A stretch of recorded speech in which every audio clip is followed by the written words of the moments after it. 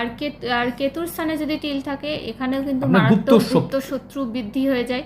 সব সময় আপনার আশেপাশে গুপ্ত শত্রুরা আপনার নামে লাগান ভাঙান, কান ভাঙানি, আপনাকে বদনাম করা এবং আপনার পৈতৃক সম্পত্তি থেকে বঞ্চিত করা, পাওয়া ধন থেকে আপনাকে বঞ্চিত করে দেবে। এবার আমরা যদি দেখি আয়ু রেখায় থাকলে কি হবে, সেই বয়সীমাতে আপনার বিপদ ফাড়া কিন্তু চলবে। ভাগ্য রেখায় থাকলে যেই বয়সীমাটা আমরা যেখানে গণনা করব সেই বয়সীমাতে কিন্তু একটা এইভাবে বয়স এখান থেকে 1 এখান থেকে 100, তাহলে বয়সীমা বুঝেছেন। এইভাবে কিন্তু আমরা যদি হিসাব করি, আমরা দেখাই এইভাবে কিন্তু আমরা বয়সীমাকে 100 ধরি, তাহলে আপনারা বুঝতে পারছেন 50, 25। তাহলে হৃদয় রেখা আমরা এইভাবে হিসাব করব। হৃদয় রেখা দেখুন এখান থেকে আমরা আলাদা সব মুছে দেখাই, দেখতে পাচ্ছেন এখান থেকে 25, এখান থেকে 50, তারপরে 75, এখানে 100। তাহলে আপনি বুঝতে পারছেন এই বয়সীমাটা কত হতে পারে।